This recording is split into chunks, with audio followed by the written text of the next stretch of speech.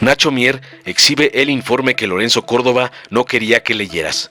Desde 2013, el actual presidente del INE señaló que la estructura del instituto era cara y duplica funciones. Ahora, Morena retomó esa argumentación para promover la iniciativa en materia político-electoral, pero Lencho calla como momia.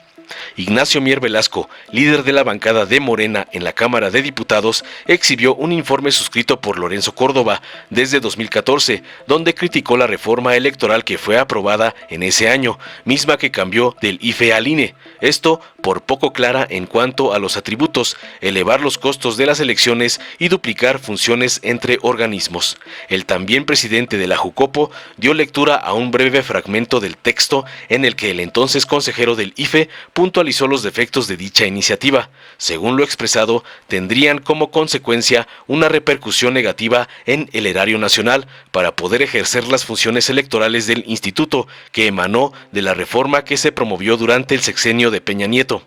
Bueno, esta profunda e inteligente reflexión, ironizó Nacho, fue hecha en 2014 por Lorenzo Córdoba Vianello. Asimismo, destacó que Lorenzo Córdoba cambió de parecer cuando le ofrecieron la presidencia del INE, cargo que ejerce desde hace casi 9 años y que durante su ejercicio como máximo responsable de este organismo nunca mencionó el contenido de este informe en la víspera de la reforma electoral que promueve el presidente AMLO, por lo que condenó su omisión y al contraste de los acontecimientos recientes donde mapaches como Claudia X González y los líderes del MACPRIAN salieron a marchar en disque defensa del INE, el ahora consejero presidente jamás recordó el texto en el que señalaba que el instituto era un órgano caro con duplicidad de funciones. Finalmente dijo que tanto el plan A como el plan B de la reforma electoral de AMLO contempla dicha modificación, por lo que es probable que este objetivo sí se materialice. Veamos enseguida cómo Nacho Mier exhibe el informe que Lencho Córdoba no quería que leyeras. Hola, buenas tardes a todas, a todos. Estoy aquí en la Cámara de Diputados y les quería yo comentar que me han insistido diferentes medios de comunicación y gente que me ha preguntado en qué consiste el plan B. Les quiero compartir una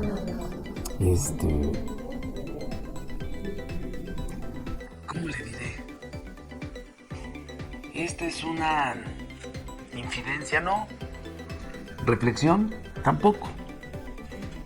Simplemente es una referencia, que es la misma que nos anima a la reforma electoral. ¿Qué es lo que contiene tanto la reforma constitucional como el plan B que nosotros denominamos y reformas a las leyes secundarias dentro del margen que nos da la Constitución, que nos establecen los artículos que pretendíamos reformar de la Constitución o que pretendemos reformar de la Constitución?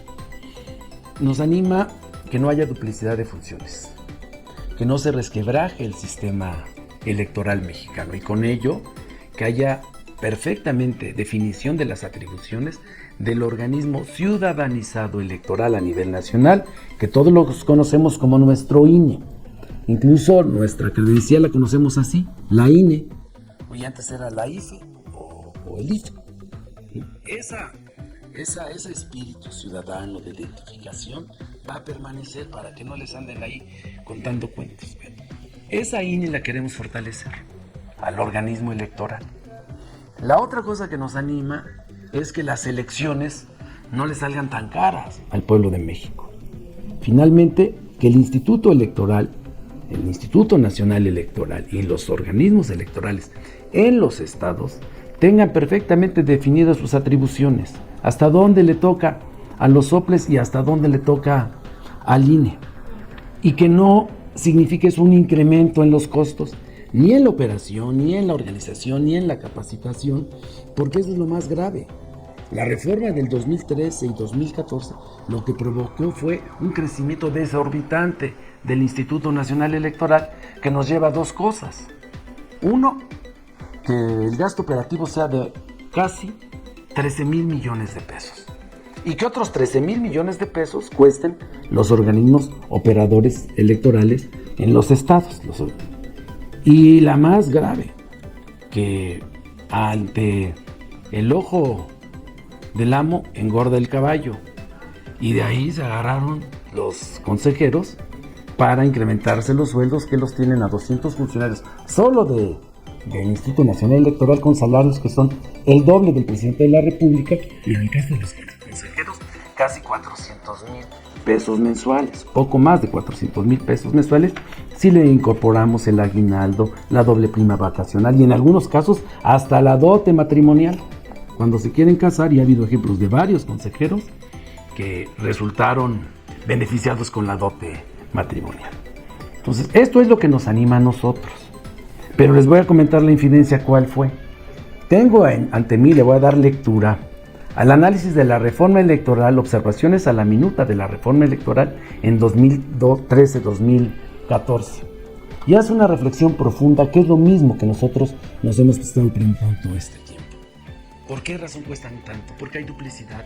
¿Por qué asume atribuciones el instituto que no le corresponde? ¿Por qué entra en conflictos con los partidos políticos? ¿Por qué el árbitro se convirtió en jugador? Les voy a leer una parte de este documento. Dice: la certidumbre respecto a las competencias en materia electoral y la implementación de las reglas de las elecciones ha permitido el fortalecimiento paulatino y continuo del régimen electoral mexicano desde hace más de 2 décadas. Dice este documento, que repito es del 2014. Esta certeza inicia en el texto constitucional, el cual no debe de ser fuente de vulnerabilidad jurídica para partidos y ciudadanos. La minuta, a esta que se está refiriendo, propone que el INE asuma y delegue funciones a los institutos electorales estatales sin establecer las definiciones mínimas para su ejecución, los criterios temporales, presupuestales o causales para que la función sea llevada a cabo por el Instituto Nacional o por un órgano local. Es decir, la minuta de reforma electoral que se está proponiendo no establece claramente el cómo, cuándo, por qué y quién de las elecciones locales, lo cual redundará en baja efectividad de la regulación electoral, desconfianza y un vacío de legitimidad en la renovación de los poderes locales, que se refiere a diputados locales y ayuntamientos, que además afectaría gravemente a las elecciones federales. Continúa: la falta de claridad en la distribución de competencias va a crear duplicidad de estructuras o procedimientos redundantes entre el INE y los órganos locales, y con ello se incrementa de manera sustancial el costo de los procesos electorales. Esto ocurre, por ejemplo, continúa el documento, en temas como capacitación electoral, documentación, impresión de materiales electorales, designación de funcionarios de casillas, entre otros. Además, se pronostican pérdidas de recursos y parálisis derivadas de las complicaciones presupuestales, de la atracción o delegación de funciones entre el INE y los órganos locales.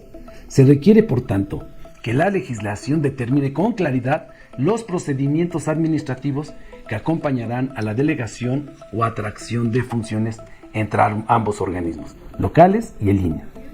La regulación de conflictos y actividades electorales locales podría saturar la agenda del INE, restándole efectividad en la realización de las elecciones federales. La incidencia del INE en los procesos electorales locales abriría un frente de controversia adicional a los trabajos del Consejo General del Instituto, lo que contaminaría la relación con los partidos nacionales por temas locales o produciría parálisis en el órgano máximo de dirección del instituto. Y de ahí se viene detallando cómo se genera la duplicidad en educación cívica, en fiscalización, y cómo obligaría al instituto a establecer lineamientos que no están establecidos en la ley, lo que le provocaría choques tanto con los organismos locales electorales como con los partidos políticos. Bueno, esta profunda reflexión inteligente fue hecha en 2014 por Lorenzo Córdoba Vianero. Qué pena que una vez que lo nombraron presidente hizo exactamente lo contrario a lo que él proponía en esa reflexión, en ese análisis que le hizo a la minuta de la elección, de la reforma, constitucional electoral del 2013-2014. Y no fue el único. Lo acompañaron muchos consejeros o ex consejeros en esta reflexión, que después salieron a marchar a decir: el INE no se toca. Por cierto, en el 2013 y 2014 nunca salieron a marchar a decir petróleos no se toca, la Comisión Federal de Electricidad no se toca, el IMSS no se toca. Es una lástima. Qué feo que el dinero pervierta a las personas. Un saludo.